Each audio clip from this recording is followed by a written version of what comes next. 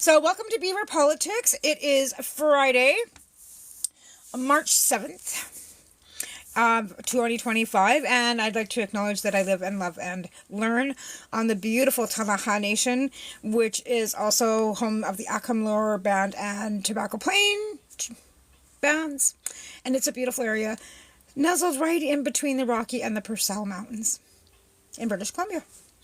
I have my purple crayon, so welcome to class. If you're naughty, you will be dismissed, and you're welcome to answer questions or ask questions. We will be bringing up a panel here in about 30 minutes. I'll give 15. We'll see how the chat rolls. But again, welcome. So today I have something that I'd like to start with, which is what happened January 25th of 1965. Hi, Jen. Because I have a newspaper right here. It's actually wrapped in plastic because apparently it's going to be back when it was $9.50 and then it went up to $20 in an antique store. So what do you think this? It's not the monetary value of this paper. January 25th, 1965. This is a Vancouver. Okay, Vancouver Sun. Vancouver, British Columbia, Monday, January 25th, 1965. So it would be significant on this day in Canadian history that somebody would want to keep this newspaper, wrap it in plastic. Why? So that's the question. That's the trivia question for today. Because we're going to have a trivia question, I think that's a good idea. In my last show. So that we're going to have one trivia question starting at the very beginning of the show. And at the end of the show, we'll see if anybody can get it right as to what the significance of January 25th, 1965, and why somebody would want to hang on to this newspaper. And why it would cost $20. And this is it was $20 10 years ago or more. I don't even know what the cost would be now. And again, it's not the monetary value. It is. Why? Okay. So that's the trivia question for the beginning of my show today. I gotta sit back a little bit because you can't see it. So again, welcome to the show. Today we're also going to see what was going on this day in history in 1900, I guess. Because what's today? Yeah. We'll go back to 1900. Yeah. So today in history, today in 1900, history in Canada.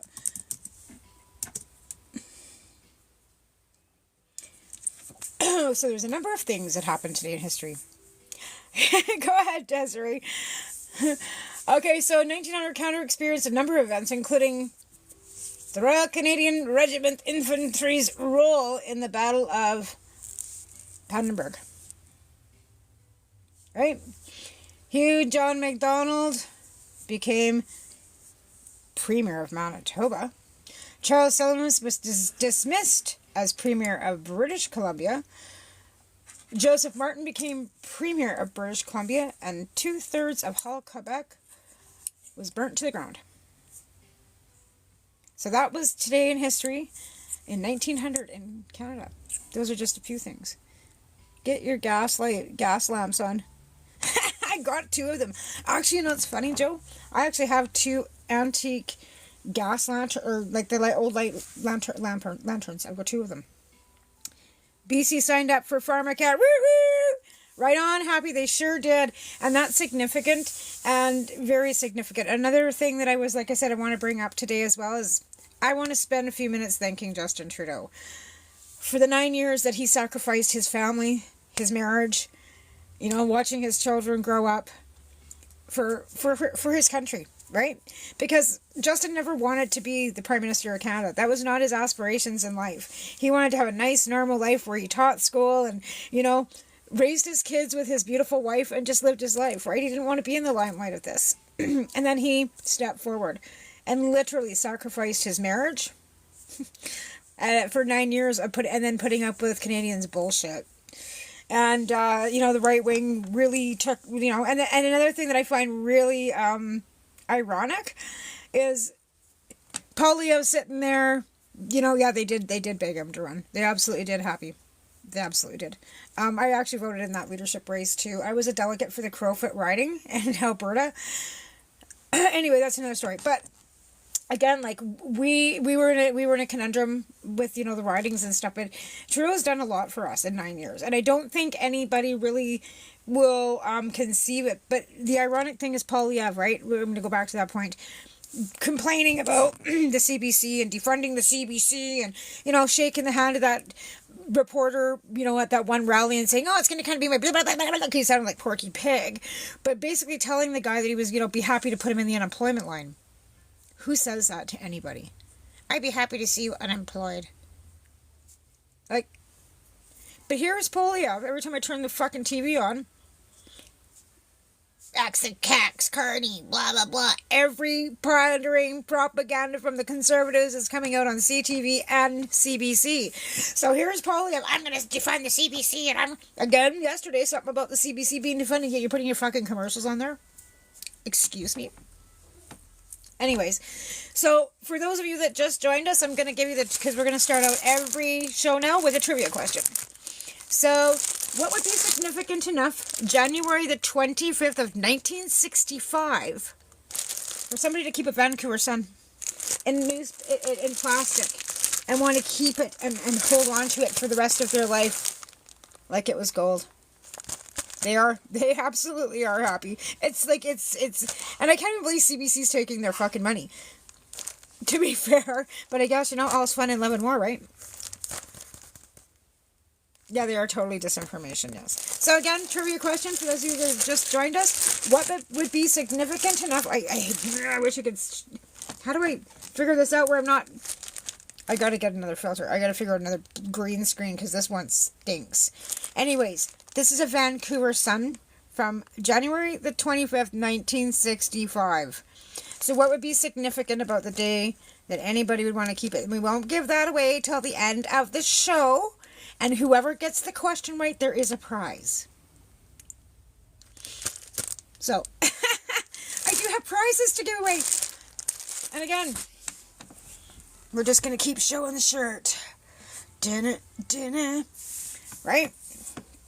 So, that's another thing. Okay, well, how do I do that, Joe? I know what that nerdy showed me, but I'm trying to, not... Anyways, I got this stupid thing. It's up. We're fine. It's fine. Again, I'd like to take a few minutes to thank Justin Trudeau. So if anybody would like to, happy Friday, come into we'll do a panel and we can go through some of the things. But again, I've also shown the fact that, when everybody thinks I'm talking out my ass about things, well, now what do I do with it? Oh, I probably put it down here again. Here's my little handbook. It says, what does it say? EDA handbook. See? Right here. Right there. And there's a whole binder full of stuff, Yeah, I know. I know, Joe. I know. But again, I'd like to, bring up a few things, because I don't know when he's going to be leaving, but it's going to be soon. I know he's, stood pretty firm on the world stage for us in the last week or two. I think his resignation was done hastily, but again, at the time the polls were, they were tanking hard. Freeland threw him under the bus about, with the budget. Basically, now she's coming out saying, you know what Trump called me? He called me killer. You think that's going to impress us much, Christia? It's not impressing me, Christia. It's not. Because you threw your boss under the bus, just so you could maybe pave way for yourself to become, it's not going to happen. And then you're going to come back and run as an MP and expect that everybody's going to be welcoming. You pushed the whole country into this. Christia. I hope you enjoy. And then the money you're putting out, apparently, that's above my pay grade. I'll tell you that much. All of you, for that matter. Anybody who has to burn in politics is well above my pay grade. Because you have to have at least, I'm not even gonna lie, 100 grand. At least. To even get into the fucking game. And that's to run a campaign that you don't have to worry about pinching pennies. You want to pinch pennies? You can run a campaign on $5,000. We did. Barely paid for the fucking signs. Barely had enough money to put the goddamn wood into them with the screws to put them out on the lawns. And then we got them trashed. and then have to replace them. And you have to all use the same signs, and they're made in Winnipeg, and you got to drive to Winnipeg to pick the fucking things up. Well, or wait for the courier, and the courier was, it was a nightmare. He stepped down at the right, okay, stepped down at the right time. Why? Because you said so? Because the polls said so? Because you had some potato head there, making up lies and riling the rest of the, the 10% of Canadians that want to be loud and obnoxious up? Because you said so, Sasquatch? You and who else? 10% of the Canadians, right? Chrystia Freeland pushed this election. Chrystia Freeland threw Trudeau under the bus by not, with the budget. And then the other two, yapping that they're going to topple the government. It's pretty funny because Jack B. Snow rolling his fucking back and going, well, we need to get these things through before we... And then he's standing on the world stage fighting Trump. You think Poilievre could have done any of that? I don't care if he was unpopular. You know how many prime ministers have been unpopular? How many bosses have you had that you didn't like? Were they doing a good job? Could you have done their job better? So you're going to throw your boss under the bus so you figure you can walk over him and step on his back to get over him? People like that are fucking useless. For what did he stab her in the back? He didn't fire her, Desiree. He was going to put her in a position to fight Trump. He took her away from finance to put her in a special position on a team to do what he and Rachel Notley and Arlene Dickinson are doing right now. Right? Yeah, exactly. He's unpopular along the, honk, apple chomping fucking whatevers. Like, seriously, I'm not being hostile, I'm being honest. It was manufactured by the Republican Party. And then when you have Poilievre coming out there and saying, I'm not a MAGA. Why were you down in their convention wearing a red hat then? Right at the very last minute too, right, Desiree? And the same with Rabel. Like, if you want to go back to that too, SNC Lavalin was being settled. They were just going to have to settle it. And then she wanted to reopen it up. And it was Harper that signed the paperwork on that. Again, trying to throw JT under the bus so she could get her way and walk over him, right?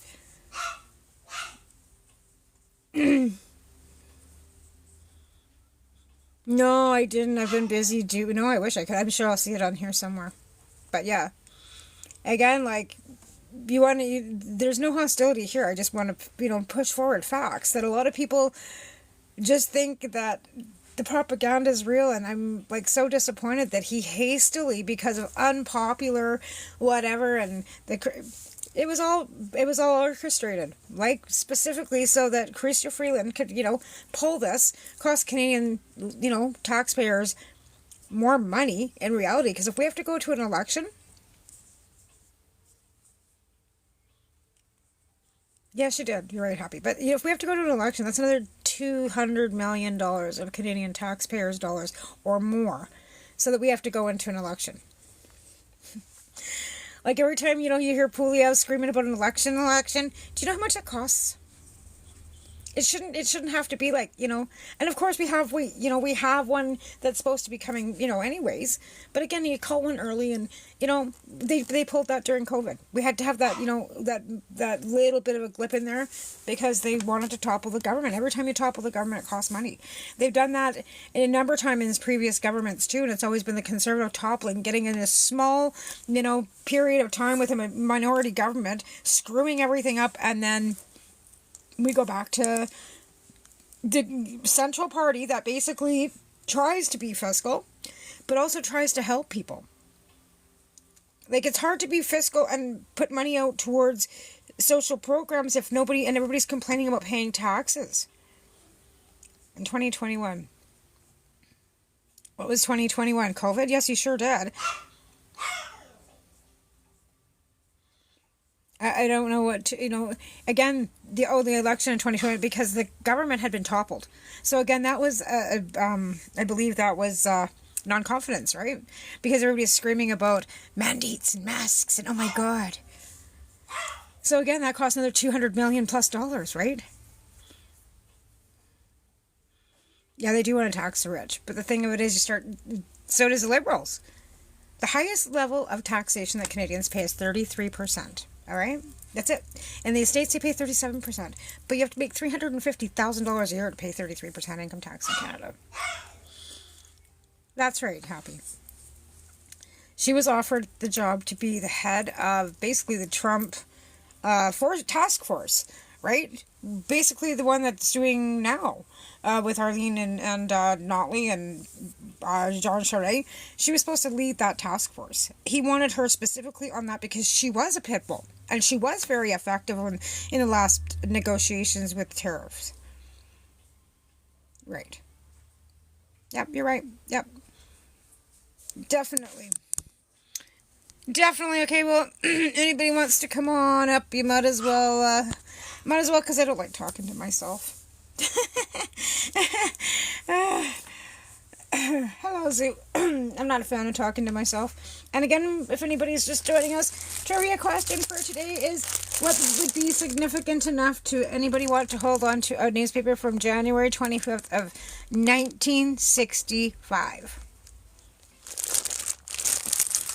And, yeah.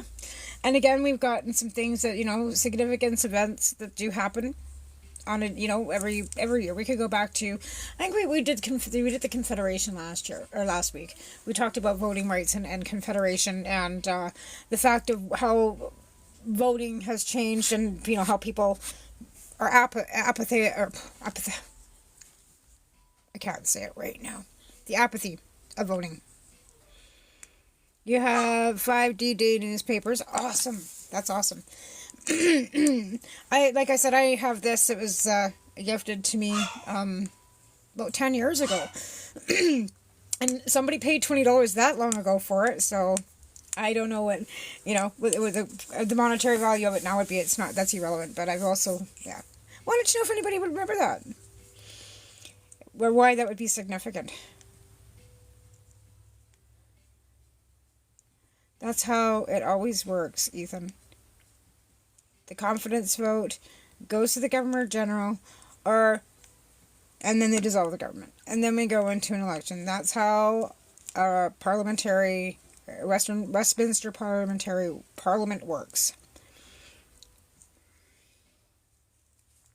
He's talking about the COVID, why we had the election in between, where we ended up with the minority government. Because we had snowflakes. I don't know. People were whining about masks. Oh, maybe it was the occupation that they were, crying about. Oh, the MOU. What? I don't think she's going to, though, Desiree. I think she's going to try and run again as an MP, and I think she's going to try and get on cabinet with whoever or whomever. And we don't know whether she's going to win or not. It's all up in the air. Sure, the polls are showing that Carney's ahead and blah, blah, blah, but just never know what can happen on the last day of voting. And today is the last day. No, we got 2 more days. So the last day to vote for the leadership for the Liberals is March the 9th. And then the election, I believe the announcements will be announced March 9th in the evening.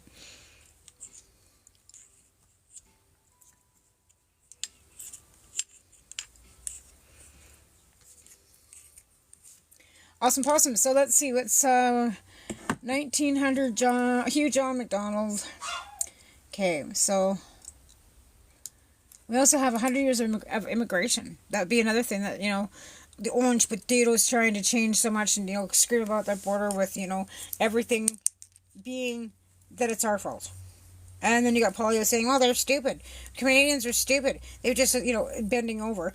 But in reality, our border is probably one of the securest borders. And they're the ones that control the flow of stuff going into their country, not us. It's not like our Canadian border crossing guards, oh, is that going across the state? We better check that first, and then they check it. We don't.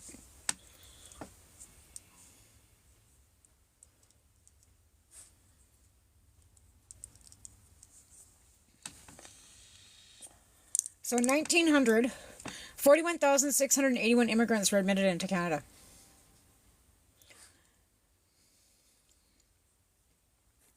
There was Clifford Sifton held the position of Minister of Interiors, which was responsible for immigration.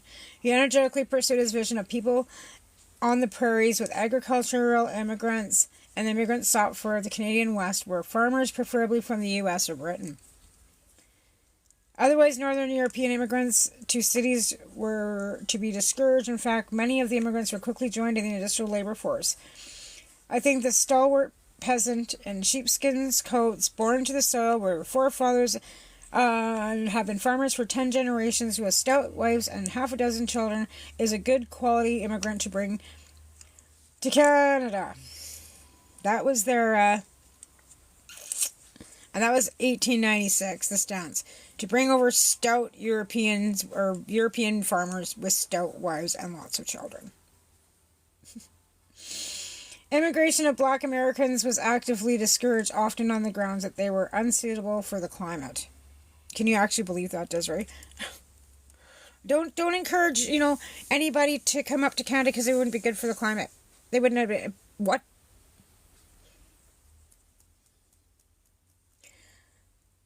In 1905.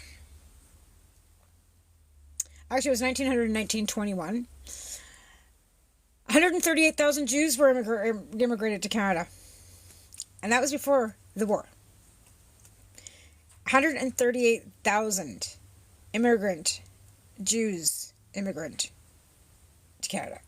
Many of them refugees fleeing from pogroms, Tsarist Russian and Eastern European dictatorships and tyrannies. There also a rise of doukhobors from Russia, where they were suffered and persecuted. So anybody that lives in the Grand Forks area of British Columbia would know all about the doukhobors. So we'll go back and talk a little bit about the doukhobors within the Canadian British Columbian history, because that's something that if you're from BC, you would understand. A lot of people in other parts of Canada might not even know what they are.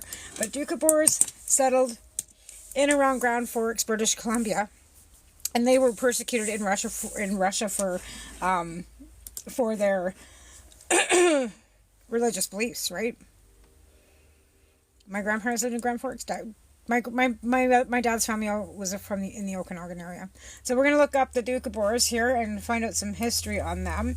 Because, again, they were immigrating to Canada in between 1900 and 1921. And there was, like I said, 138,000 Jew immigrants to Canada at that time. So that was before the Mustache Man. Okay, 138,000 Jews, because they were already being persecuted in Russia.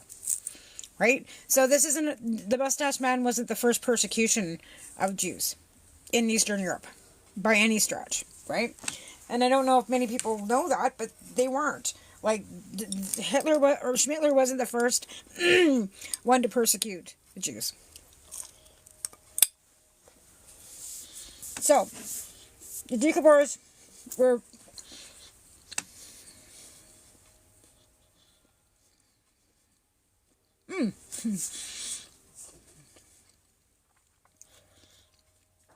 there was a head tax on Chinese in 1900. Head tax on Chinese immigrants was increased from $50 a set, because in 1885 the first Chinese Exclusion Act was $100. What? So there's that.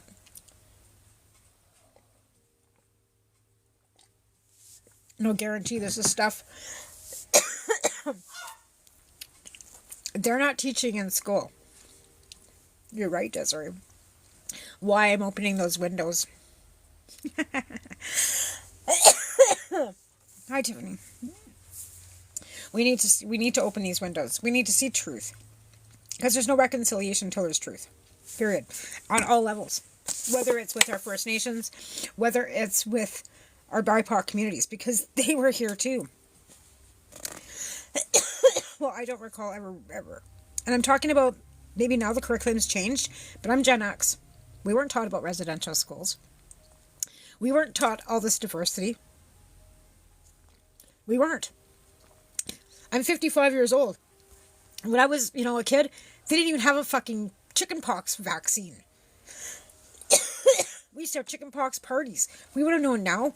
What we know then, we wouldn't want our kids to get chickenpox, because now that we're, in our 50s, we're going to get fucking shingles. So again, this is a lot of stuff that we as Gen Xers were not taught in school. Like I said, we couldn't even get a fucking chicken pox shot. We were having chicken pox parties. And if we would have known that, like I said, now if you're, have chicken pox and you're older, you have to get a shingles vaccine or you get the shingles. And I know it's not fun. So things have changed. Technology, whether it be education, medical, science, everything evolves, right? And our evolution keeps us moving forward. Well, I'm not a millennium Sasquatch. I'm a Gen Xer. I'm 55 years old.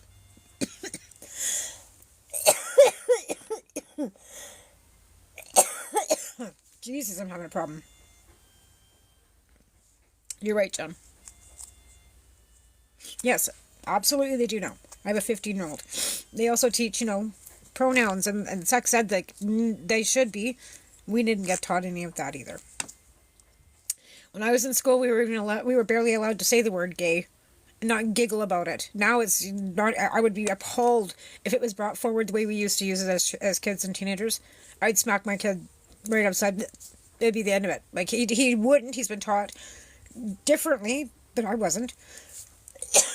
I've had to make choices to take the education that I was taught and throw it out the window and reteach myself about, people being just normal. It's okay.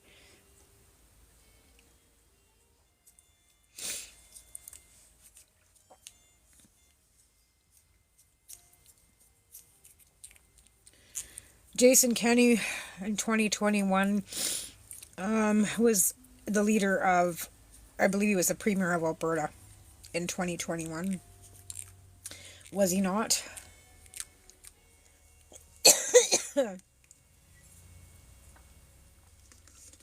Sorry, I'm hacking and coughing. I've got something like...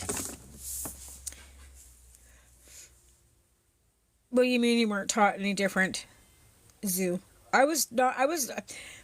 You know what? Gen Xers were taught a lot different. We had smoking rooms and smoking areas and, you know what I mean? Like, the kids do not get that stuff now. So what you were taught about residential schools? In school? Were you? Were you taught about Chinese having sales taxes on their heads to come in as immigration? Were you taught all that stuff in school? Because I wasn't. And I'm a Gen Xer too. So I don't know where you were taught in school, but I know I wasn't. Right. That's what I'm saying. That's the whole point of me doing this show, is for us Gen Xers to learn the stuff that we didn't, right? Like about residential schools and the BIPOC areas and, in Nova Scotia and Doukhobors and, taxes on Chinese to become, to come into Canada. And $100 back in 1900 was an exorbitant amount of money. So to pay $100 for two people to pay, it was called head tax. Right? So, that was the whole point of me doing the show, is because I know now the curriculum has changed, and it's still not enough but again, depending on the grade level of what you're teaching children, right? And again, I think my daughter's here. And if my daughter's here, I'm going to have to mute and have somebody come up and cover me, because my daughter just phoned me this morning and told me she was coming. I love her. But, geez, nothing like give me no notice. Anyways, so... we want to make sure that, we're moving forward as Canadian citizens, that we educate ourselves as often as if we're open to it, right? So again, I'm doing this because I want to educate my generation of, if they're willing and open to, maybe it'll bring out open some people's minds that I know that have bigotry towards First Nations, BIPOC people, because they weren't taught about the oppression that they suffered when we were young enough to maybe have our minds molded in a proper way. Because I know that now, because of the way education forms young minds in diversity and equality, and teaching them about the oppression of First Nations and BIPOC people, it opens their minds to see the reality of human rights and have compassion. So I think that if we were taught these things, and again, another thing I think is if we were taught that we should be talking about politics and we should be speaking about religion, that we wouldn't be so divided about and not be able to have these vitriol conversations about these subjects, because we've always been told not to. And I think that's the reason why we have so much problem talking about it. Anyways, I think I didn't set my goals, gifts, Miss Radical, maybe you could help me with that because I don't know if I did that or not. So if you feel inclined, you could tap, and sharing is caring, and do my little speech of please share the show, and subscribe to our YouTube channel if you'd like. And we also have stuff in our link tree to help support our team. Turbo charge with. Ooh, well, that would be nice. Awesome. Slapping and sharing is caring. Slapping. There's people I'd like to slap. I didn't say that loud. Okay, so we're gonna go back to the topic of Doukhobors, because that's where we're at. So the Doukhobors are a Russian ethno-religious group known for their pacifism, communal living, and oral history. They immigrated to Canada between 1899 and 1914. The Doukhobor broke away from the Eastern Orthodox Church in the early 1700s. They were persecuted by the Russian Orthodox Church and the Tsars for heresy and pacifism. They were exiled from Russia for their beliefs. The Russian writer Leo Tolstoy helped fund their immigration to Canada. The Doukhobors are pacifists and continuous objectors. They are generally vegetarian, practice communal living, and they believe in the Holy Spirit dwelling within every person. They practice oral history, hymn singing, and verse. They were settled in the mountain valleys of eastern British Columbia, which is definitely around that Grand Forks, lower, interior part of our province. They built a jam and preserve manufacturing business. They faced controversy in Canadian society for their communal lifestyles and refusal to swear oaths. We also have Mennonites and Hutterites, and the Hutterites still live communally in Alberta. The Doukhobor Discovery Center offers guided tours, cultural events, and exhibits about Doukhobors. So they're basically Russian, like Russian heritage, right? And they immigrated because they were exiled. A lot of Canada's immigration was because of religious persecution in Eastern Europe. Never mind, the wall in Berlin, right? So, and another question's asked: are Doukhobor Russian or Ukraine? Doukhobor are a sect of Russian dissenters, many whom now live in Western Canada. They are known as radical pacifism, which brought them notoriety during the 20th century. These guys protested naked in downtown Grand Forks. Do Doukhobors wear clothes? In former times, their traditional clothing was worn by all members of the Doukhobors community, but nowadays the Doukhobors wear their national costumes mostly for specific occasions, like in the chapel or for dancing. And so they do wear clothes. They're not nudists. Okay, so we're gonna go off that topic. Then we'll go into since I brought up Hutterite, because Hutterites are also somebody that is another religion or a religious sect, I would call them. I wouldn't say it's a religious sect, endo-religious, right? Which is, or cultural religion, which means their culture and their religion encompassingly makes them who they are. Kind of like Jews. Same thing. Jews, their religion and their culture makes them who they are. They all, like Mormons, they all live their whole lives encompassed around their religion. So that makes their religion and their culture kind of all encompassed, mixed in together. So they don't even know how to separate church and state.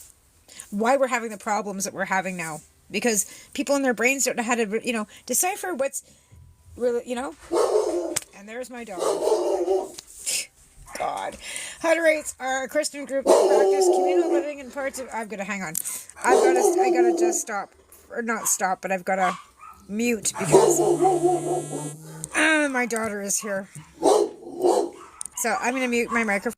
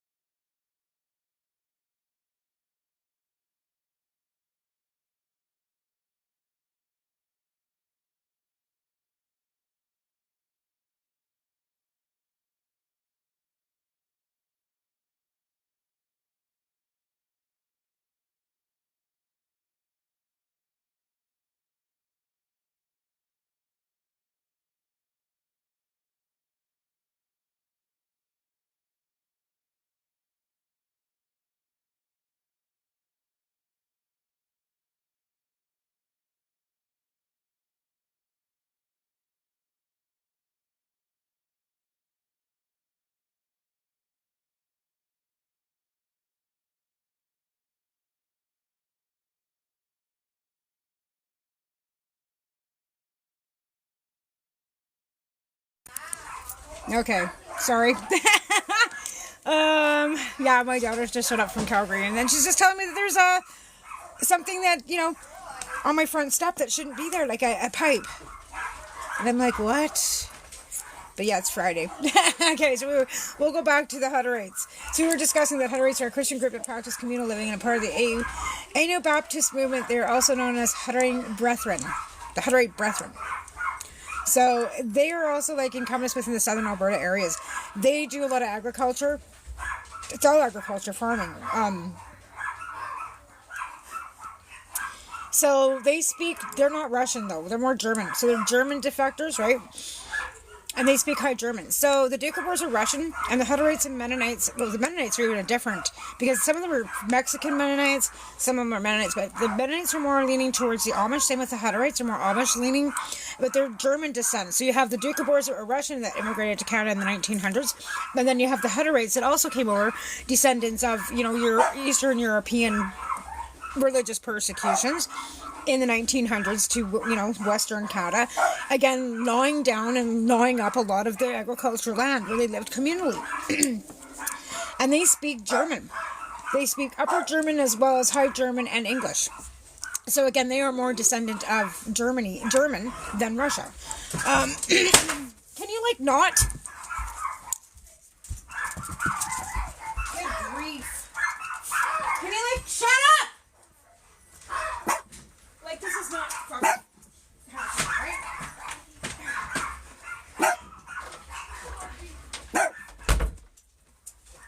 What a nightmare my life is today.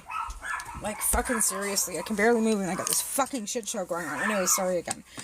So, yeah, the Hutterites are another whole different ballgame when it comes to kids and pets. But my kid's not a kid. She's in her 30s. But she just, anyways, just showed up with her dogs. So I already have 10 dogs myself, and she's got 3. So there'll be 13 dogs here for a while. I know, I'm fucking crazy, I know. Okay, so Hutterites also live in Saskatchewan too. So it's mainly Saskatchewan, Alberta. But they also, like I said, they have some American colonies as well too. But they're an Anabaptism and they speak German. But they, like I said, mainly agriculture. They live in colonies, and they sell their wares on the backs of trucks and at farmers markets, and the breads and all. When we lived in Alberta, we actually had a group of Mennonites that bought a bakery, and they would. It was awesome stuff, and eggs and that kind of stuff. So everything's pretty much agriculture with them too. Now the Mennonites are a different sect, which are also another religious sect that were persecuted in Eastern Europe that fled to Canada in the early 1900s, which makes up the basic bottom end of colonization in Canada. So colonization in Canada started because of religious persecutions in Eastern Europe. We had the Doukhobors, we've had the Hutterites, we've got the Mennonites, never mind the Irish, and the Italians, and the English, and the British, okay? So British colonization started, but then you had all this religious persecution going on in Eastern Europe, and all of those people then immigrated to Canada too in the early 1900s. And they were basically begging them to come, because then they could absolutely then build the country up off agriculture, right? So, Mennonites are a Christian group present in Canada since the late 18th century. They're found across the country and mainly live in urban areas like Winnipeg, Vancouver, and Kitchener and Waterloo. And I'll tell you why. Because these guys are shady as fuck. They are. They moved into Taber with hands full of cash, wanting to buy your house for cash, driving around brand new cars with cash, and they busted a whole whack of them on a farm because they've been bringing their kids back and forth from Mexico because they have dual citizenship, because some of them have, cast their vote to a grandfather that immigrated to Mexico, so they have Canadian dual citizenship. You know what they do when they get to Mexico? They take their children and they stuff them full of contraband and then bring them up across the Canadian border. Don't think they don't. They've been busted several times in southern Alberta for doing just that. They believe in the Lordship of Christ. They have conferences. They're not agricultural. They're not here to help, bring on anything. but drugs. Quite honestly, they are not nice people. I will just put it that way, quite nicely, and I'm not even going to mince my words about it. Again, a little, in between time commercial. Slapping is clapping, sharing is caring, and here's my shirt for the day. And again, please subscribe to our channel, as well as we have a trivia question as to why this newspaper for January 25th, 1965 would be significant for somebody to want to pay money for it and keep it in plastic. And I'm going to go kill every dog in my house. Right? I've got another t-shirt. I've got a white one too that actually fits me. This is my husband's. We actually made a bunch of these in 2014 and we sold them all across the country. My MJ groups, because we really fought hard for legalization, honestly, and you're welcome. Just saying. We did. So we've had a pretty good class today. Not a lot of people in this class, but that's okay. But we've had nobody had to be dismissed. Will you shut that dog up, Talia? Who is that? Oh my god, it's Moose or Top Shoes. I'm just gonna... Okay. Just ready to snap. Ready to snap. I'm probably going to end this live. Actually, I'm going to actually see if anybody wants to come up and start. So we're going to ask some guests to come up. Anybody wants to join the panel, please come on up, because I'm getting tired of talking to myself. Yeah, I got 10 of them. 8 Chihuahuas, 2 Yorkie, a Chorkie, and then that 150-pound bullhead. And then my daughter just came in with her Chorkie and her Chihuahua and her, I will definitely do that, Desiree. And her pit bull. And Breezy was my daughter, right? So we've got him, and yeah, it's a shit show. Sorry, guys. It's loud. How you doing? I'm good. I'm Good. sitting on our porch, which is currently 26.2 Celsius. Where are you? In Ontario, right? No, southern Alberta. Oh, yeah, that's right. You are. What was I thinking?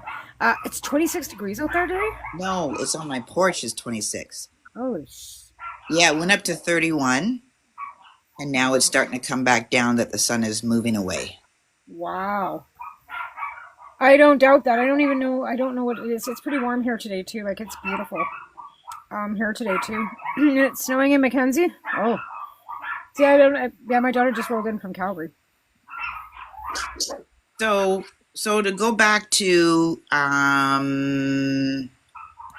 the discouragement of blacks immigrating to Canada. Okay. Absolutely. My younger sister, who has a different father than I do, his family emigrated back in the early 1900s from Oklahoma, okay, to north central Alberta. And they had lots of issues crossing the border. They had to have a certain amount of money. Nobody could be sick or injured. They had to know where they were going, et cetera, et cetera. And so the first 6 black families in Western Canada emigrated to Alberta, to Amber Valley. My sister's grandfather's homestead is an Alberta Heritage Site, finally deemed by the province. It was deemed probably, I think, 12 years ago or so, right? The house is still standing. A lot of the stuff is still standing. A lot of the relatives are in the immediate vicinity. There is a graveyard. The school is still standing, all that stuff. But part of the family, because one kid was sick, was refused at the border. So they settled in Seattle. Now, what is interesting about that part of the family is where Jimi Hendrix came from. Now, could you imagine if Jimi Hendrix had actually been Canadian instead of American? And that was only because of that incident that that part of the family was refused into Canada. That would be so crazy, right? Yeah. But there was a lot of lobbying in Alberta to keep blacks out. Oh yeah, like you can see it right here in the timeline. Like 1906, the legal authority to deport immigrants within 2 years of landing. on grounds of deportation, being insanity, infirmity, disease, handicap, any of those things in Canada. If you, like, you could be deported back to your country. And then, Any little excuse, especially for blacks coming oh, out we of the got it. So we got U.S. here we have in 1910. I'm gonna sorry to interrupt you, but in 1910, Black Oklahoman farmers developed an interest in moving to Canada to flee increased racism at home. A number of Board of Trades and the Edmonton Municipal Council called on Ottawa to prevent Black immigration. In 1911, an order of council was drafted prohibiting the landing of any immigrants belonging to the Negro race, which was deemed unsuitable for the climate and requirements of Canada. The order was never proclaimed, but the movement was nevertheless effectively stopped by agents hired by the Canadian government, who held public meetings in Oklahoma to discourage people, and by strict interpretation of medical and character examinations of more than 1 million Americans estimated to have immigrated to Canada between 1896 and 1911. Fewer than 1,000 were African American. Yep. Yep. And Right? it And it was the was, first Caribbean domestic scheme was 100 Guadeloupean women who came to Quebec. Census of the population was 72,000, which was 22% of composed of immigrants, i.e. born outside of Canada. Only 39% of those were born outside of Canada were female. And they were representing China women or Chinese women, and they've got it broken down to 2% were born. So 646 Chinese women, British Isles, Russian, African outside South Africa, 211 West Indies. Yeah, 223 were identified as being born in Africa. So they broke it down in the census, right? yeah. Like this is a website that I found. It's called 100 Years of Immigration to Canada. It's Canada Council of Refugees is the website that I'm using all this information from. It's a chronological focus on refugees and discrimination. And again, this is the Canadian Council of Refugees website that I'm using for all this information. Yeah. For everybody's transparency, right? So I can't find, or I'm not using, this is not opinion, these are facts. Again, welcome to everybody that's just starting to come in. Tapping is clapping. Please share to all your friends. We have a rundown of, what's happening in Canada, which is this shirt. It says, oh, I hate this screen. Anyway, then we have a trivia question, and there will be a prize at the end of the show as to why anybody would want to keep a Vancouver Sun from January the 25th, 1965. In plastic, and it's worth money. Anybody can guess that. There will be a point at the end of the show where I will ask you to put your comments in, and the first one to get the right answer will win a prize. Yeah. And I will then get you to PM me your address. And I am safe. You don't have to worry about me doxing you. I would never do that to anybody. In fact, I don't even have time. So I'm safe to send you your prize. Don't worry. I would never hurt you. So again, immigration in Canada wasn't as easy as everybody, you hear the orange potato going, oh, they've been letting all these people wide open borders, and they just did that everybody and all these murderers. And our immigration system is tight. It's not that easy to get in here. Everybody thinks that it is, and it's really not. As you go back to the chronological, even immigration and colonization, if you want to call it, wasn't easy to get into. In fact, voting too. Like, you couldn't vote in Canada unless you were 21 years old and owned property, even as a woman, until early in the 1960s. But on the flip side, my mother's family is Hungarian, Austrian, German, Romanian. Okay. They didn't have that much of a difficulty coming to Canada. And when they landed pre-World War I, they were initially given 400 acres in the middle of Saskatchewan. Well, let's go forward to 1912. Dominion Iron and Steel Company was sent two Bardian steelworkers to Barbados to recruit steel workers. That was between 1912 and 1914. 1913, taken as a proportion of the population at the time, it was equivalent to present-day Canada receiving about 1.5 million immigrants per year. Mm-hmm. So back, like I said, this is 1913. June to 1914, an MP in the House of Commons, how can we go on encouraging trade between Canada and Asia and then help to prevent Asiatics from coming to our country?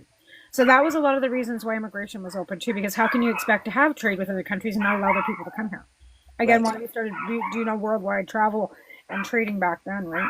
And there was just not enough people Well, to, we've got to the be War able Measures to Act. produce. The Katamagoo Maroon arrived in Vancouver, sailed from China, 376 Indians aboard, who refused admittance to Canada after 2 months in the harbour, and following an unsuccessful appeal to the BC Supreme Court, the boat sailed back to India between 1914 and 1920. Only one Indian was admitted to Canada as an immigrant, and that was 1914. That was from India. The War Measures Act was passed giving the government wide powers to arrest and detain, deport enemies aliens, and that was because of Japanese, or was it Japanese?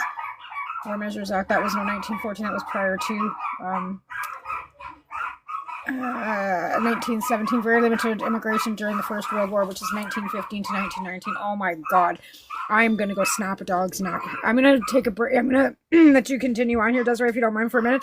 And I'm going to go kill something. Well, I'm not, but you know what I mean? I am going to go deal with my Okay. Yeah. So, if you live in Edmonton or live somewhere where it's close, Amber Valley is, I mean, it's really close to Athabasca. And there's stuff to see in Athabasca, not a whole lot, but the river is magnificent there. And Amber Valley's not far; it's about an hour. As soon as you turn off the road, you get to the Bowen Homestead on the left-hand side if you're coming from Athabasca, and you can walk around the property. One of the relatives from the next farm over will probably come and ask you what you're doing. And then he'll have a nice little chat with you about the history. And then he'll give you directions to the gravesite, which you can go. It's not really a straight line, but you can go there, and there's some plaques there, and there's names of who founded the Black community, who founded the area. There's other things to see around there. The original school is still there. There's information about the Black baseball team and the school. There are other Black settlements not far. There's Breton heading west off of Highway 16, and on the border of Saskatchewan is another Black settlement, which you would have to Google to get those names. Okay, which one? What do we Google? What would you like me to Google? The Black settlements in Alberta. I believe there were. How big is Athabasca? Isn't there like a university or something there? How big is Athabasca? It's not a big town. There is a university there. Okay. There's also a webcam for the Amber Aurora. Valley, Campsie, Wildwood, and Breton. Yes, and there's one on the border of Saskatchewan, just inside of Saskatchewan from Alberta. There's one on the border, not Lloydminster, a little bit further. Oh, it's called Eldon, located near Maidstone, Saskatchewan. So there's 4. Campsie, Wildwood, Breton, and Eldon. There should be 6. Well, they're showing 4 here on here. This is just we've got Amber. Oh, they're missing Amber Valley on this. Yeah. So Amber Valley would be another one. Wildwood's there, Breton's there, Campsie's there, Eldon wasn't there. So that's 5. I'm just trying to look for a 6th one on this. I can't remember what the 6th one is. Wildwood, there's really not much there. There's a store, and that's it. Okay, so here they've got it in different. So it says Black immigration who came to Alberta in the 1900s, primarily 4 isolated rural communities: Junkins, known as Wildwood. Yes. Keystone, known as Breton. Campsie near Barhead. Pine Creek, renamed now Amber Valley. Maidstone. I'm just trying to see if Maidstone in Saskatchewan. And then there's the largest Black settlement in Canada is Birchwood. The largest was Birchtown near Shelburne. Another settlement was Brindleytown near Digsby, Preston. These are all across the country. These aren't just in Alberta. Yeah. But the first ones in Western Canada were Amber Valley, Maidstone, right? It says, although Amber Valley is no longer an active community, there is a community hall with a small museum containing household items from Amber Valley. That would probably be the Bowen Homestead. They were fixing it up the last time I was there, which was a few years ago. Nice. And they were fixing it up, but there was a couple of deaths in the family. So it passed from hand to hand to fixing it up. and but the original structure is standing, right? Like it's an interesting house. It's a four square with two stories. Very basic. And if you walk around the property, you'll find really old farm equipment made of wood. The old outhouse might still be standing, probably not. You know, uh, but it's interesting. And, it's Canadian history. It's Black Canadian history. Yeah, and Yeah. Black Canadian history is so underrepresented. Like I never learned anything about Black Canadian history in school. Like nothing, No, nothing it's whatsoever. like we were invisible. Absolutely. Yeah. And we're invisible until we have to fight for something, and then to a point we're still invisible. Like, Not appreciated. Definitely. well, there was not many people know that the black federal employees in Ottawa um, had some issues that hit the news, but it only hit the news once because it was overshadowed by Canada Post at the time. Okay. But a lot of the black employees who had been there for 20 years were never given promotions. Well, of course not, right? Of course not. And other things like they were. How do you allow people to stay stagnant in their job when they know the job better than people coming in? Why wouldn't you fill those positions with people who were already there? There's only one reason. And Africaville in Halifax was also founded in mid 18th century, but they've destroyed that whole area, right? Yeah. There's like absolutely nothing left of it. Oh. And it says it was demolished in the 1960s. There was an act of racism after decades of neglect and placement of undesirable services there. So basically, a bunch of races. It was basically, yeah. Yeah, in Oh. the city would not, like, they needed new pipes and they needed new services, and the city wouldn't do it. And finally, they fought for a long time, and now the city gave them a park with a plaque. Oh, how generous, Yeah. Big for forgiveness, right? right? Yeah, the city, because it was waterfront property, and the city wanted it. Absolutely. Absolutely. It's all about money, right? When you boil it back down to everything, it's always about money. It's always about who can get greedy or who's the greediest and who can get rich the fastest. And I'm finding that more and more as I get older, that it's just that way. No matter how. And I don't even know there's no solution to that. There's not. There's no ever. I mean, the stock market's showing right now as it's crashing on a daily basis how quickly. But I think that's a setup too, because I think the rich are actually crashing it so they can go in and buy everything up and then raise it back up again and sell it all off. Yep. I think totally a setup for that too. Well, there is a solution. But I honestly believe this is all pre-planned.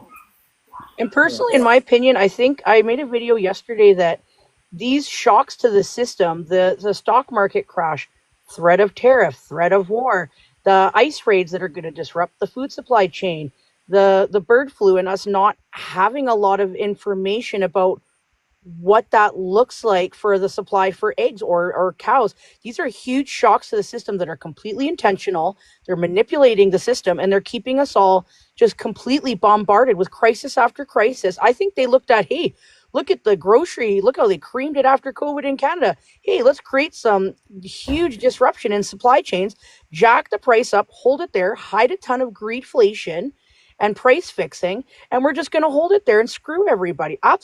This is the new tactic. They're going to shock us like we're getting hit with the cattle prod, and then when those poor immigrants that have been busting their butts at $8 an hour out in those farms, feeding America and feeding us as well, they're going to go back for 80 cents an hour as prison labor, and they are going to just pocket all that profit, and the prices will stay high, and those people will be in prison as slave labor. It's awful. It's disgusting. I know our garden center here brings up 6 from Mexico every year, and they're here. Yep. They're here because it's planting season, right? So Canada hasn't blocked that temporary foreign worker program anyways, thankfully, I guess for our sake for now. But again, where are we going to be heading in the next 2 years? They haven't blocked it, but you have to have a really good reason to bring up a temporary foreign worker. It's changed a little bit because it was too loose. They come up here when we have our fire season up because it's really bad in northern BC, like Fort St. John. Lots of Mexican firefighters, and I was doing some work with the BC Housing, and there was guys roofing, and man, could they roof. Those Mexican boys, they hustle. I know a lot of roofers, they would get smoked by these guys. It was incredible. I was doing some maintenance work around the building, and I'd come out and I'm like, they've roofed like 3 units already, and it's been a few hours. I'm like, how are these boys moving this fast? They were crazy, and they were the nicest guys, like the Right. absolute nicer than any white roofers up here. Those guys are jerks. Well, the funny thing, the thing of it is with these six, she's been bringing them up for the last like 10 years. Like they are the same six. She's been bringing back and forth. And this is for the same season every year. So it's not like she's having to redo the paperwork and look for new workers. Right. These are the same Yes. six that she's been bringing up, and it's only six. And it's because we do not have people in our area that are willing, and she doesn't pay the minimum wage. Like even when I worked there, she wasn't starting anybody out at minimum wage. She pays like minimum wage in British Columbia is $17.85. Okay, Yeah. so she starts usually everybody out at $21 an hour. Okay, which is $2 more than minimum wage as it is. So she's paying like that's not a living wage by any stretch, because we know that the 25 minimum is a living wage in Canada, but it's still better than minimum wage. She pays them exactly the same as she pays everybody else. In fact, as they come up, they're in 6 years, she may be paying them more because they've been here with the company longer, right? She believes in seniority. She pays everybody really well. We have benefits there through work as well. Or I don't work there anymore, but they do. And she's, like I said, we don't have people in our area that are willing to do that meager work, which is literally putting seeds into pots, because she grows every tomato plant for that place, every cucumber plant, and they plant thousands and thousands of seeds in little starter packs, and there is nobody in this fucking area, I'm not like that, will do that. They will not. No matter if you're going to pay them $40 an hour, they just will not do it because it's above their pay. You know what I mean? Like menial little jobs like that, no matter what the pay, Canadian thinks that they're better than that. Their privilege or whatever the fuck it is, God help them. They might have to flip a burger or plant a seed. See, I would do that. I would do that, but I have worked in a garden store before, and to me, gardening is therapy. Yeah. Oh, yes, absolutely. I have an iguana, and we built a little kind of brick little actually it was the job that I had where those guys were roofing. They got rid of all these bricks because the thaw in the spring just crumbles these little brick gardens. They're toppling everywhere. They go, okay, this has got to go. We're getting rid of this. So there's all these bricks, and they're like, everyone in the town, take them, do whatever you want with them. So we got scored a ton of these free bricks, and we built this garden. And I do like all of these vegetables. It's just my iguana just lives in there in the summer. I do like mustard greens and collard greens and mesclun and escarole and endive, and he just lives in there. He hangs out in there, and it's nice when I plant it, but now he's become territorial. So it's great when I start it. I just set it and leave it because he kind of gets territorial and comes after. And he's nice to everyone else. It's only me. It's only mom that he's everyone else can come hang out with him. So I'm like, I'll just make a garden in the front and you play there, and I'll just putter with my pots in the front. That's okay. You go play in your garden, buddy. Go ahead. See, the cultural work ethic for everybody else, but westernized countries is so different. Well, there's no privilege. It's you. This is what people do to survive. They work as a team in a community, and they do what needs to be done. Like I am white, and I'm pretty spoiled. But I mean, I've taken jobs. I was working at a gardening center for minimum wage last summer, and I wasn't above that. We farmed. But, I'm we farmed too. Like we lived on a farm. We ranched. Like, and that's the thing. Like I wasn't raised on a farm. We had the opportunity to go live in Central Alberta on a ranch, and by the time I was off that ranch, I brought chickens with me. I garden every day. Before that, I hadn't seen, like, I'd seen a cow, but I hadn't been like involved in cattle ranching or raising goats and I had goats, I had garden, I had chickens, I had rabbits. And we lived up there for 4.5 years. And by the time I came back to BC here to where I'm living now, I have chickens in my backyard, and they're not legal, like they're illegal chickens because we're not supposed to have them. And I will fight tooth and nail to keep them. You bring me a ticket, I'll fight you in court because I want to be sustainable. I want to be able, and I'm not eating them like I'm eating their eggs. So we're not going to be calling chickens for meat.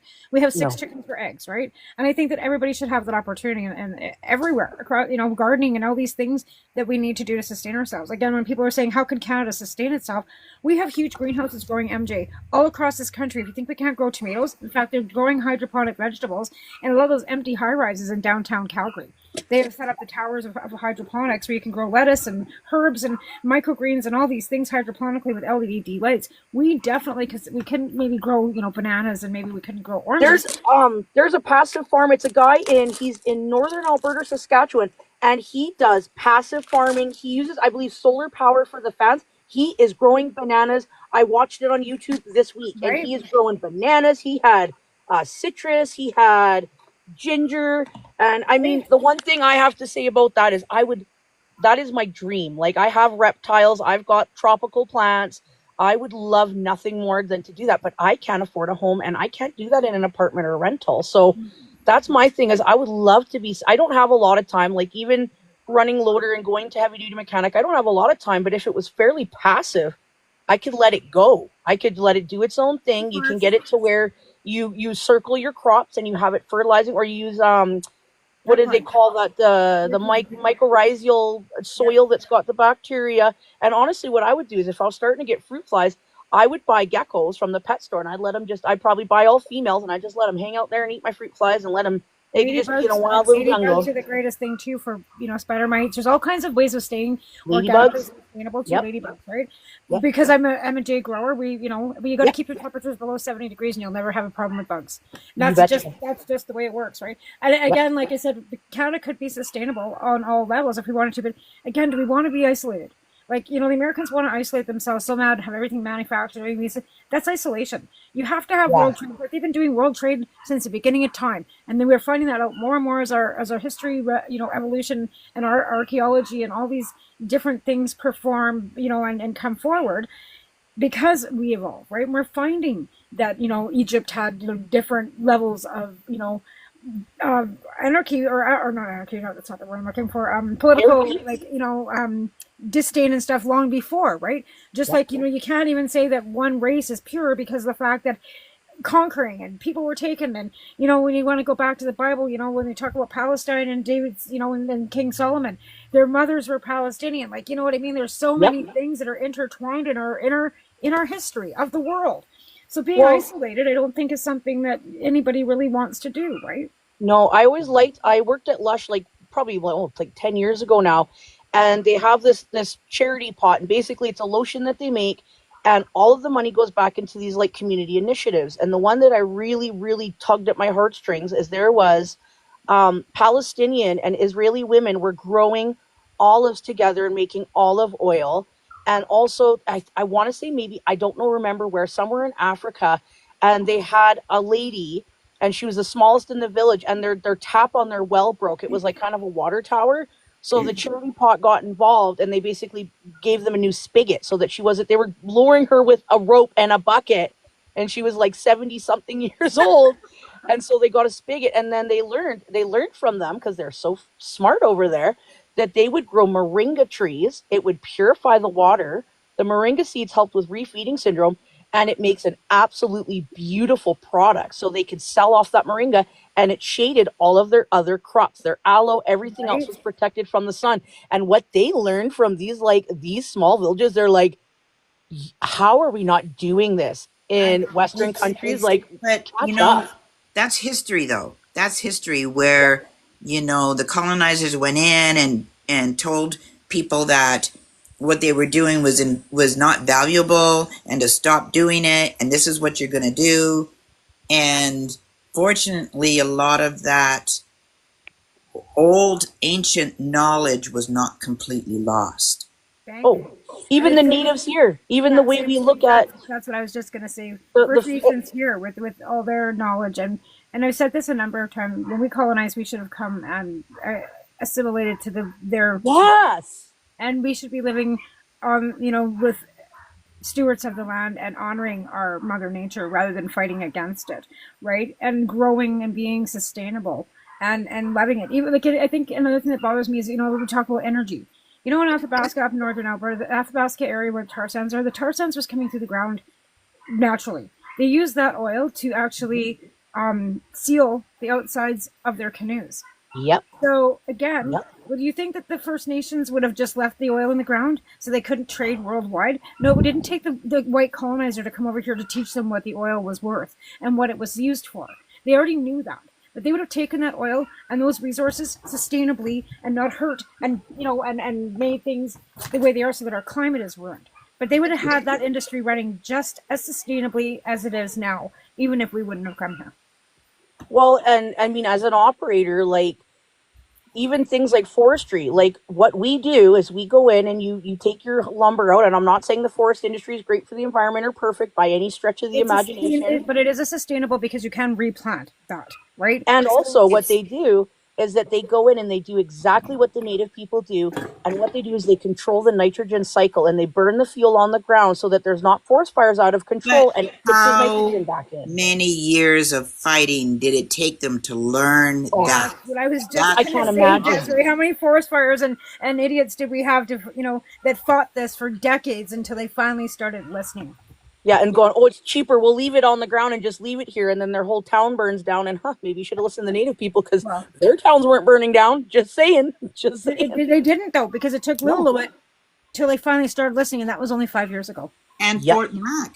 Yes, Yeah, and Slave Lake. absolutely. And Slave Lake, too. Oh, You know what I yeah. mean? Like, Yep. Slave Lake was before Fort Mac, even, to be fair. Mhm.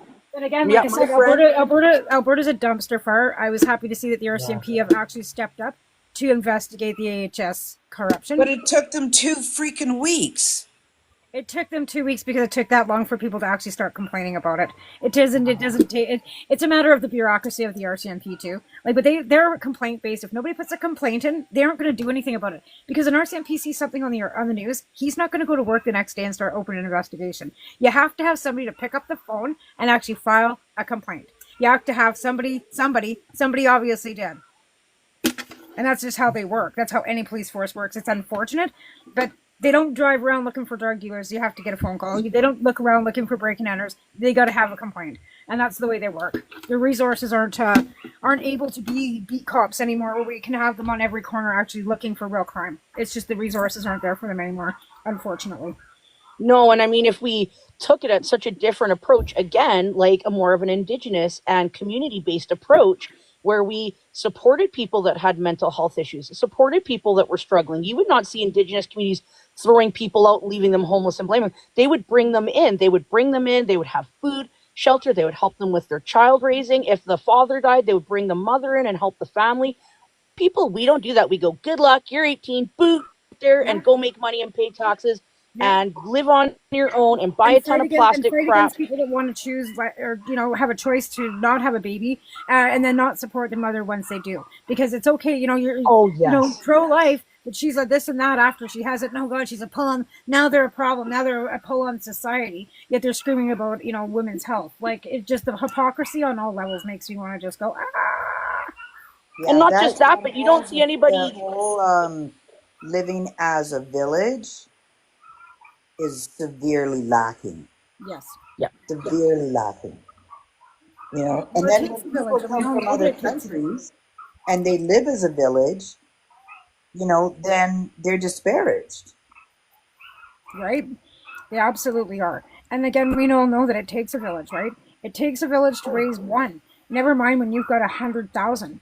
And our population, I had to say to one of the guys, one of the kids that came in the other day, I said, our population is so small, it fits into the arena, the Maxwell Arena, and downtown Montreal. So if you watch that Canadian hockey game, that's where our whole town would fit in there. In fact, there would be 1,000 seats empty in that arena if you stuffed everybody in this town in there. So that gives you a perspective of how small this town really is, right? Yeah, we're at 67K here. I'm at 2,900 in Mackenzie. I think we just got our first electric car charging port, and we got our first 5G tower, and we still don't have optic for like TV and internet. It's pretty, and it's the really thing that really bothers me here, and they have kind of done it to themselves, is that the aging population here, they used to bring in, and I'm not joking, you can look it up, over 40% of income revenue for all of BC. Almost half. And now you look at it and turn on, yes, they have cheap houses paid off and great, but our ER is not open. It'll be 3-4 days in a row. We had a lady die, I think it was last spring, and she was going to the hospital in Prince George, the 2-hour ride. She didn't make it. That's how they're closed. They're amalgamating the elementary and high school. The hospital's never open and things are closing like crazy. But I will say, and I had quite a heated conversation with a gentleman yesterday, and we were talking. I went to the pool at our rec center, which is beautiful. And he goes, oh, he had his two grandbabies. And I go, isn't that awesome? It's nice and quiet today and the girls can have the whole pool to themselves. Isn't that great? And we were talking and he goes, I just hope the pool can stay open. And I go, I totally agree. And I go, unfortunately for me, I came up here as a young heavy equipment operator and nobody has hired me. I go, there was one guy, he's a friend and he's in his 50s. Well, he's a townie, he's lived here. And I go, he didn't even apply for a job that I applied for. I have more hours in a loader and I run other equipment than him. He cold called that other guy and hired him and he didn't even apply. And I go, the way that you're running the town by pushing out new blood and pushing out newcomers. I had a friend that she was a nurse, her husband was an equipment operator. No one hired him. They moved somewhere else. Now you're down a nurse. And I go, and I got in a very heated argument with this guy, and he's trying to lecture me. And then I go, just out of curiosity, when's the last time you were in the trades? He's trying to tell me, oh, it's a boys' club. I go, no, it's the townies not letting new people in. It's an ageism thing, and you guys don't want new young people coming in here. And he goes, oh, I haven't worked in the industry in 24 years. And he's a heavy duty mechanic. And I go, sir, respectfully, you're lecturing me. You haven't worked on trucks since before DEF was invented. You haven't worked. I go, you don't have the tools to work on a truck today. You don't know anything about the industry. I go, our loader operator, grader operator, and our garbage lady are all women.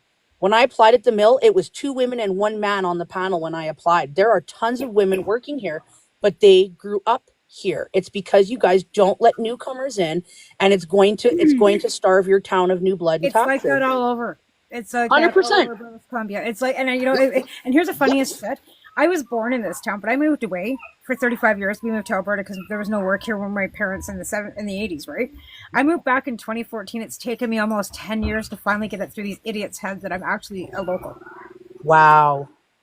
Wow. Yeah, and my parents had been here for 8 years and like my dad logged, so he was all right. And of course he was a boomer and bought his house in the 80s with no credit check and has flipped his house and had a 6 bedroom, 4 bath house in Prince George and used that to finance a logging company.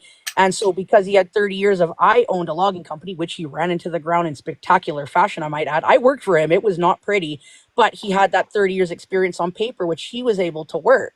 He got in and my mom didn't work for a long time. She volunteered and same with me. I've been pushing on doors. I volunteer with the seniors or at the Legion and I try and try and try. I volunteer. I go and set up anything I can.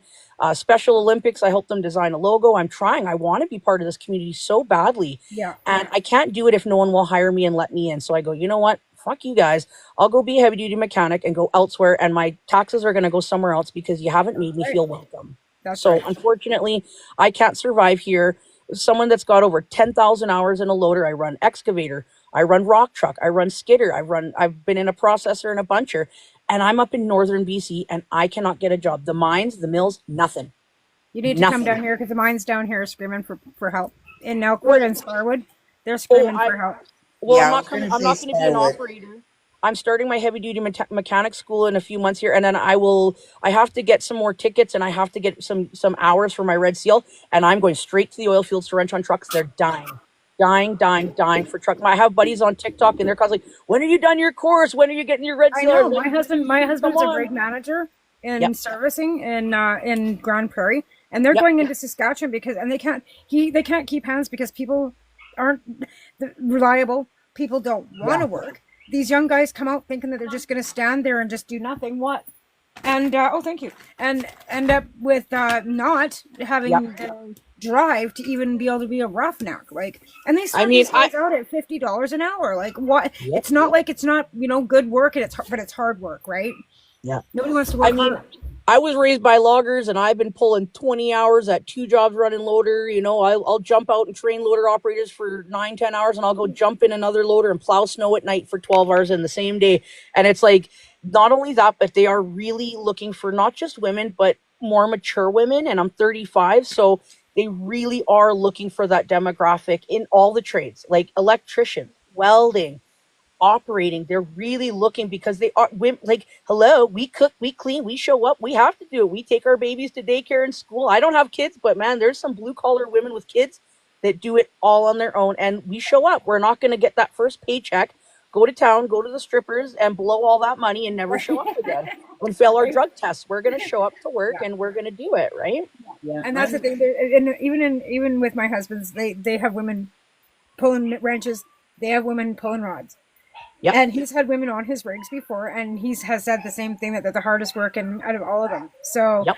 you know what I mean? But like I said, get your tickets. But the mines in Sparwood and Alford are screaming for workers too. And my husband's company in Grand Prairie, Slave Lake area in Alberta, screaming for workers. And that's the thing. It was like, oh, we can't find jobs. You're not looking hard enough then. Well, up in northern BC, they all came up here because we did that pipeline, and then they twinned it, and everyone came up here, and now they're all. It is so like I picked the wrong time to be an operator in northern BC. It's flooded, and they are going to Alberta. And I mean, if I can't get job wrenching, if I have to pick away and make money while I upgrade and get all my 4 levels and get my welding tickets and my dual ticket to wrench on equipment too, I would gladly work in the mine. I'll work in the oil fields. I don't care, man. Whatever you pay me to do, I'll work my butt off. Whatever they want to pay, I will do it. And I need to buy a house. I'm diabetic, 35. I need to buy a home because I am not going to be able to afford rent when I'm 60 years old. I will be homeless. You don't want to buy a home. And I'm going to tell you why. Because I'm buying a home. Sorry. Like it's all lovely. You will be house poor for the rest of your fucking life, even after you pay your mortgage, because there's still property taxes that are going through the roof. My property taxes have gone from $100 to $270 over the last 10 years. And this house has been in my family since 1951. And we've been paying property taxes on the same property since 1951. A furnace is now over $5,000 when it breaks. A hot water tank is over $5,000 when it breaks. Your roof needs to be 30 grand. New power, 60 grand. So you know what? Let somebody else pay for it. Can I share my experience as a renter? Because I can tell you, there is no way I'm going to work 15, 20 hours a day as a skilled tradesman and go back to a roach-infested apartment and pay somebody else's investment. I'm sorry. I shuffled around between 2019 and 2023. I was pushed around 6 times. I had to move because of house flippers. Yeah, no, I get it. I'm not going to pay someone else's investment. Right, that's the problem right there. I'm not going to be stuck. Told that we needed to do that. We had to have our own home, and then we had to fix it up and flip it, and then we had to reach and keep up with the Joneses. That's a Gen X fault. And you know what? We should have and the people that live in the same houses that when my parents moved away from here, my parents bought a house in Lethbridge. The only reason why they moved is they lost it in '81 because of the goddamn interest rates going up to 13%. My dad losing his job, or they'd still be in the same house that I was brought home from the hospital in. The same neighbors that I have when I was a kid are still living in the same houses on the same block that I was brought home to a house in 1972. The problem with us is that we were told to flip houses, and you know what we've done? We've caused this housing fucking crisis. We've had people pay our mortgages on our second property for our our retirement, and now those people are now homeless after they've paid your fucking mortgage. How does that make you feel? And I'm not going to be there. I'm sorry if you tell me one Gen X or a boomer that pulled 20-hour days, went home, cooked and cleaned for themselves, right here, and doesn't own their house and is still renting though. Right here, Hold on. But you said you're paying property taxes, so the house doesn't belong to me. It's in my parents' name, and it's the only reason why it's my grandparents. But we had a home in Tabor. We lost due to rental people ruining it. And after that, right now at 55, I would not be able to own my own home. But were you working 20 hours a day as a skilled tradesman? I sure was. 20-hour days. Hold on a minute. Hold on. Okay. And my husband too. But we also have a 15-year-old, and you don't. So there's that. Yeah. I also don't get any deductions on when it comes tax season. So there's that. What deductions do I get? Wait, hold on a minute. Having children is a major factor in owning a home. My husband and I bought our first house and our only house in 2023 for $95,000. But the owner was a slum owner, and the tenants who were in there were slum tenants. We put between 80 and 90K into renovations on just 442 square feet. We had to replace the furnace. We had to replace the hot water. We had to have the floors leveled, and we had to have all the windows replaced. That's included in all of that. You know, we moved here only because it's the hot spot in Alberta, right? Now, yeah, our property taxes isn't that much a year. It's $100 a month right now. Our insurance, our house insurance is about $120 a month. But if you don't have that money put aside for the essentials, like a new furnace, we had to also do all the electrical, right? That 80 grand, we had to make sure, and we were there every single day because we were living in the house when these renovations were happening. I don't recommend it. But we had to stay on top of the contractor to make sure everything was getting done as it was supposed to get done. We will not use the same contractor because of issues I'm not going to go into, but the electrician and the guys who did the drywall and the guys who did the heating and the hot water, we will use them again. But it's not, if you have kids, I wouldn't have been able to even dream of having a house if my kids still lived at home. There is no way. Kids are expensive. That's just the way it is, you know? And then if they want to go to school after and you have that money to do that, there are priorities. Your kids are your first priority. Once they grow up and move out, then you get to finally live the life or work into living the life that you wanted to have.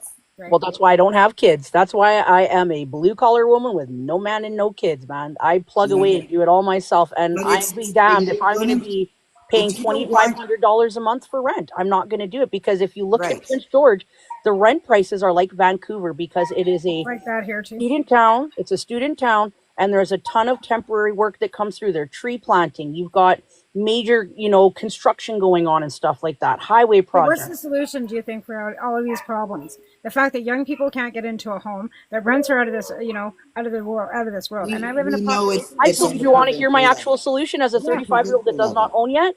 We yeah, need to boot BlackRock the fuck out of Canada first and foremost, and you need to tax the shit out of rental income. yeah. I Absolutely agree. tax the dog shit out of it, and it's Yeah, just like the billionaires. De-incentivize the profit, and it'll yeah. disappear I because there's agree. no money to be That's made. that's it. And that's what happened during COVID. We had all these big Yep. corporations come in and buy up the rental property Yep. and all the high rises. And the only way they can, and they sharehold it, and the only way they can hold their shareholders any profit is by tacking on rent and Yep. adding the rent up, so they can show their shareholders that they've made profit. So And in our town, in Prince George, what happened was in kind of 2020 to about 2023, when I was looking at a house in 2019, right before COVID hit and I got laid off, I had my 12 grand squirreled up. My credit score was pristine. It was like 820. I drove a 99 Cavalier or a 99 Sunfire, piece of crap car, no student debt, and I was ready to go. And I would, in the morning, I would get up with coffee and look at where I wanted to look. On my lunch break, I would call realtors. And by the time I got off work, I would look in the text message.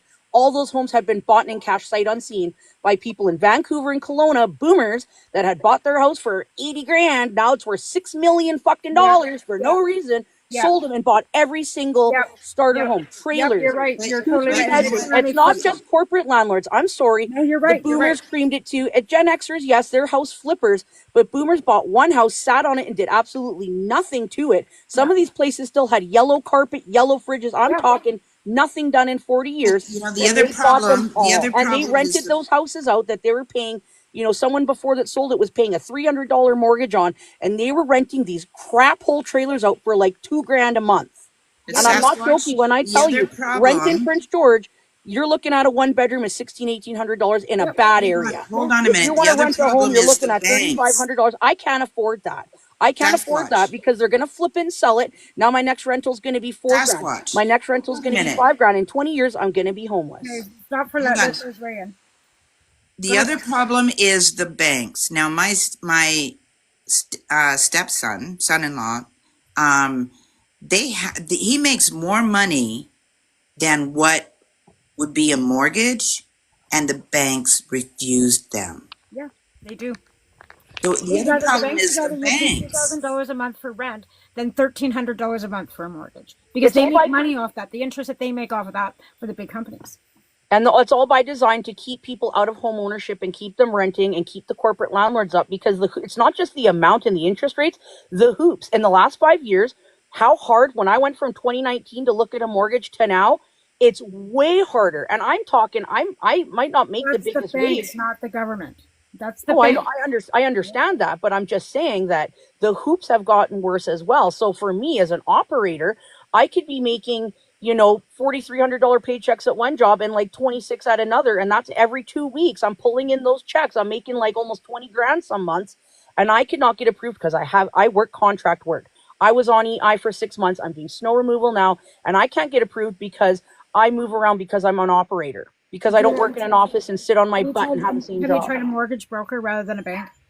I dealt with the mortgage broker, but now I'm at a position where I don't know where I'm gonna at. I'm not in a position to buy at all. I'm gonna go to school and figure out where I'm going. The mortgage broker that I had was very good. I have a friend's mom-in-law. She was wonderful, but of course I got laid off with COVID, Oh and I yeah. haven't had the savings up. I used those savings to survive because I got laid off. And then I was trying to get into class one school. I was all signed up and ready to go, and they closed it down for COVID. So I couldn't get my class one. And then I sat there unemployed in Quesnel, and I used every drop of money I had to get back to Prince George and put down my deposit for a $1,400 apartment and put down my deposits and pay my rent and a U-Haul to get home and get a job. Yeah. And that's what I had to do. And then all my savings for a house disappeared. So I'm not in a position to buy, but once I have my heavy duty mechanic ticket and I've got some money put away and I know the direction I'm going to go and where I'm going to live, because the housing market, it's very unstable in Alberta. Yes, the work is there. Yes, the money's there, but that is a very unstable housing market. BC is starting to stabilize, even just regulating Airbnbs a little bit. It has Well, yeah, already started and to stabilize. rentals at the coast have come down by, I think it's 6%. They were saying that rent is actually starting to decrease. Okay, folks, Absolutely. I hate to say this, but we're over by a minute already, and I'm gonna have to wrap up because we have another show coming on tomorrow. Charity's coming on next with her political discourse show at 6, which is in 2 hours. So again, does anybody have any idea what the significance of this January 25th, 1965 newspaper may be? I think I do. Okay, go ahead. Wasn't that the death of Winston Churchill? Yes, it was, ma'am. It surely was. It was the death of Winston Churchill, January 25th, 1965. So I don't know exactly, I can't read the article because it's wrapped in plastic. And all it says here is the Royal Rights Order, and it says, amid a tumultuous outpouring of sorrow, Sir Winston Churchill, the greatest human symbol of courage and freedom, will be borne through the streets of London in a state funeral, unrevealed in solemn grandeur in British's long and celebrated history. Saddened by the inexpressible grief of the 90-year-old warrior statesman slipping to death Sunday morning, the Queen knelt at the tiny St. Parish Church. She immediately requested Parliament set aside next Saturday for a state funeral to high doomed battle-scarred St. Paul's Cathedral, where she will attend. So you're right, Desiree. That was the winner. Win and winner chicken dinner, and your prize will be. I will get you to send me your address. A moose hide initiative. Moose hide. So I've also, this is another thing that I'm on to right now, is the Moose Hide Initiative. So the Moose Hide campaign is an Indigenous-led grassroots movement of men and boys and all Canadians who are standing up against violence towards women and children. Wearing this moose hide signifies your commitment to honor, respect, and protect women and children in your life and work together to end violence against women and children and all those along the gender continuum. Help spread the Moose Hide campaign by sharing with your family, communities, and organizations. So I will be sending one of these to you, ma'am. And that being said, Thank you. you're very welcome. I What wear is mine it? every day. Is it Sorry? a pin? It's a piece of moose hide on a safety pin, and I wear it on my shirt. And then when people ask what it's for, it's opening a conversation, Right. and then we can raise awareness about what the campaign's about. Cool. The campaign started actually in 2019, but it's this time of year, it kind of gets ramped up again. Yeah. So yeah. I will be sending you one. So you just have to PM me your address in my little inbox, and I will get that off to you on Monday. So thanks again, you two lovely ladies and strong women. I'm sorry you didn't get a chance to speak up because we were running out of time. You'll have to come and join me next. I'll be going live on my own page here later because I got a bunch of ranting to do that I can't do on here. I'll be live later. Okay. I'll be So live later Pixie, too. Yes. I need to go live like 3 times before I can like take this stupid picture off. It's not a Oh, okay. stupid picture. It's me in grade 3, but Oh, you're beautiful. um, I need to do that later. So I'll Share it send with you a us. Send message. it in messages. We'll join. I'll join Okay, you. Yeah. Yeah, absolutely. cool. Awesome. Yeah, Awesome. just share 'em. Just share it. Yeah. Hmm. Share it all out. We'll help you. We'll help boost you up, babe. No worries. No worries. Awesome. Thank you so much. So again, thanks everybody for joining me. So I think it's politics with Discord. Charity's up, Nerdy's up next after me. And Yep. thanks again for joining us on Canadian History with a Purple Crayon. Class is now dismissed. You have a Thank good you. weekend.